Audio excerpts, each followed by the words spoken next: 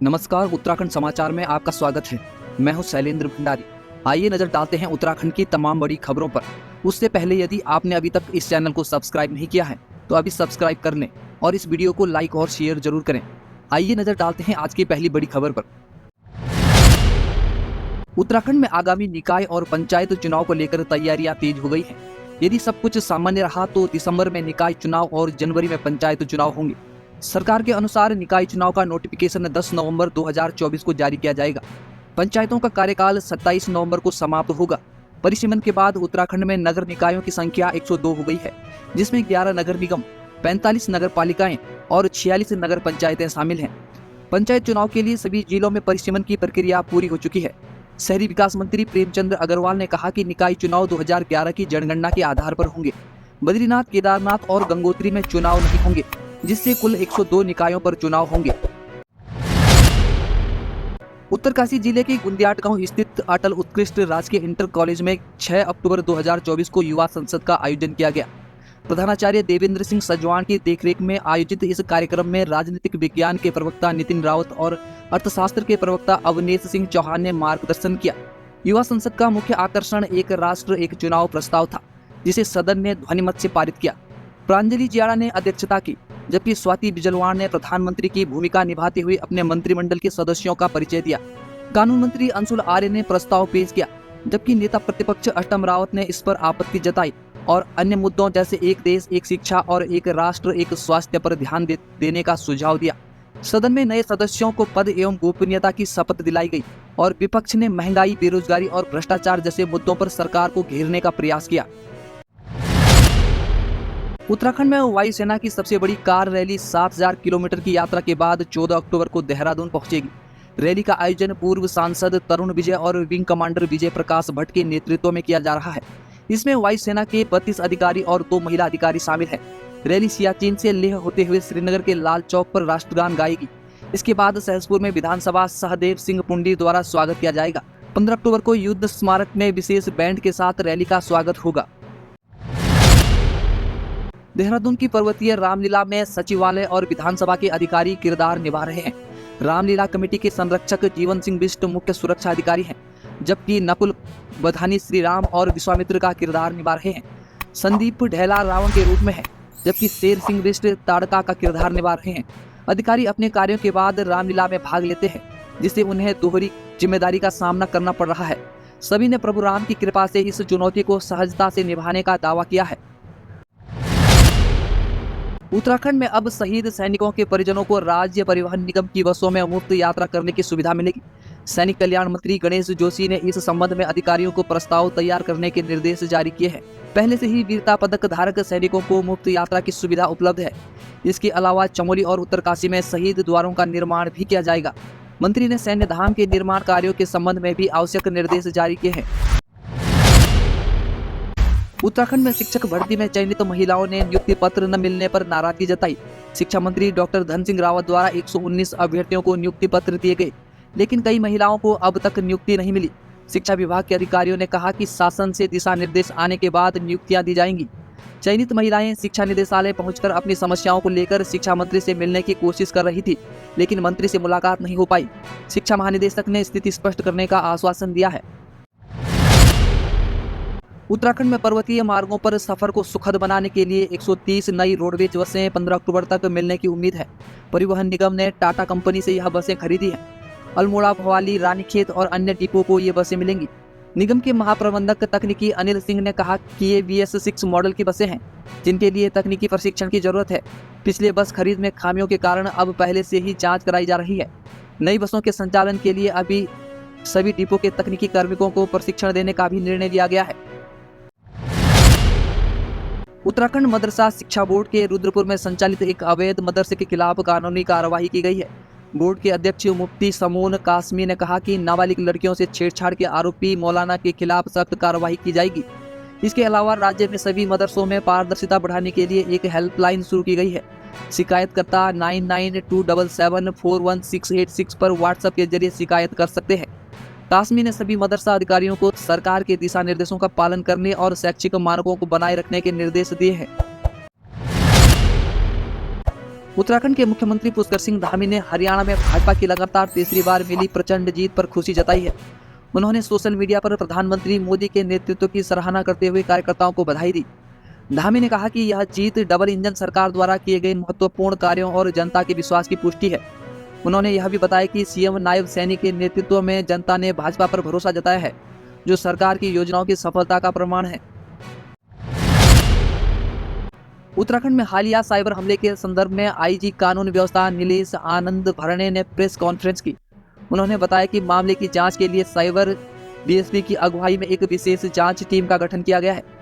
अभी तक कोई महत्वपूर्ण नुकसान नहीं हुआ है और सभी एप्लीकेशन सामान्य रूप से काम कर रही हैं। उन्होंने स्पष्ट किया है कि फिरौती की मांग के बारे में कोई राशि नहीं खोली गई है और साइबर हमले के कारणों की जांच जारी है। उत्तराखंड के बागेश्वर में 3100 फीट की ऊंचाई पर मोर के दिखाई देने से वन्यजीव विशेषज्ञ हैरान हैं।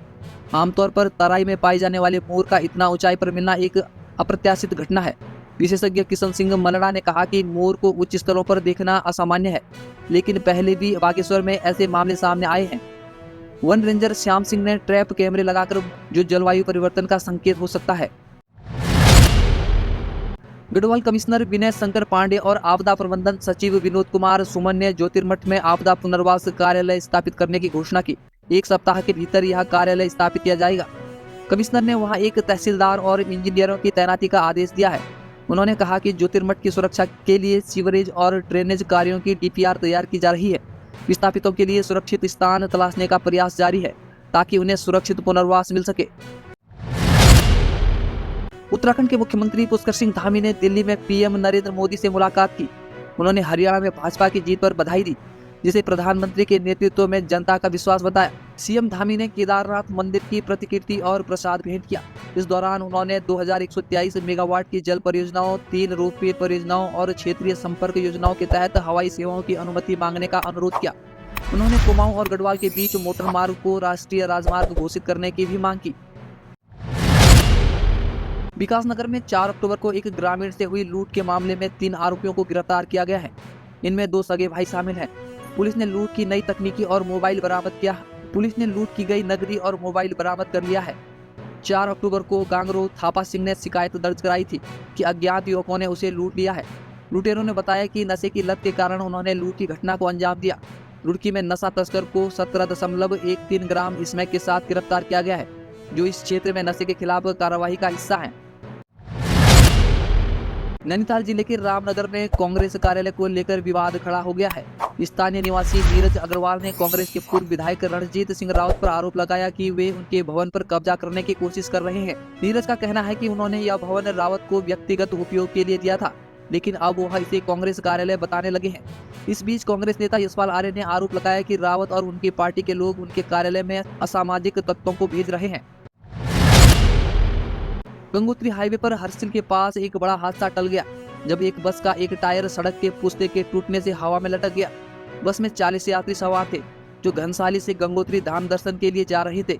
घटना की सूचना मिलते ही हरसिल थानाध्यक्ष और पुलिस ने मौके पर पहुंचकर सभी यात्रियों को सुरक्षित बाहर निकाला। गनीमत रही कि बस खाई में गिरने से बच गई। सभी यात्रियों को सुरक्षित उनके गंतव्य पर भेज दिया गया है। उत्तरकाशी में चल रही रामलीला के तस्दीक खान एकता का प्रतीक बनकर उभरे हैं। वे पिछले 14 वर्षों से अशोक वाटिका को प्रति वर्ष 5 से 6 क्विंटल फल दान प्रदान करते हैं।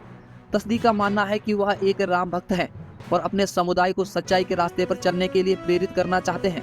रामलीला में उनकी भागीदारी से यह संदेश मिलता है कि विभिन्न समुदायों के बीच भलाई और सहयोग की भावना को बढ़ावा दिया जा सकता है। श्रीनगर राजकीय मेडिकल कॉलेज के 22 विभागों का कंजक्शन ऑडिट किया जाएगा। प्राचार्य डॉक्टर CMS रावत ने सभी विभागों को पिछले 5 वर्षों में उपयोग किए गए सामान का लेखा जोखा तैयार करने के निर्देश दिए गए हैं। यह कदम स्वास्थ्य मंत्री के निर्देशों के बाद उठाया गया है।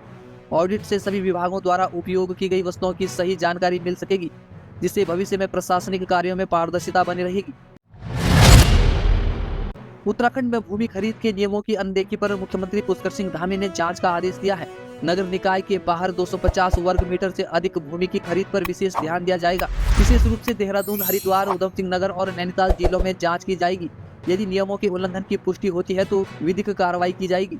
इसके अतिरिक्त 12.5 एकड़ से अधिक भूमि की खरीद पर भी ध्यान दिया जाएगा, जिसका उपयोग अन्य कार्यों के लिए किया जाएगा। जिलाधिकारी जांच के बाद कार्रवाई करेंगे। पूर्व मुख्यमंत्री और हरिद्वार सांसद त्रिवेंद्र सिंह रावत ने लक्सर में स्थानीय समस्याओं को सुनते हुए विकास का आश्वासन दिया। उन्होंने रेलवे ओवरब्रिज की मांग को लेकर भी चर्चा की। रावत ने कहा कि आगामी निकाय और सहकारिता चुनाव में लोकतांत्रिक प्रक्रिया का पालन होना चाहिए। सांसद निधि के प्रभावी उपयोग के लिए उन्होंने एक विशेष टीम गठित करने की घोषणा की, जिससे क्षेत्र में समुचित विकास सुनिश्चित किया जा सके। उन्होंने अधिकारियों को समस्याओं के त्वरित निस्तारण के लिए निर्देश दिए हैं।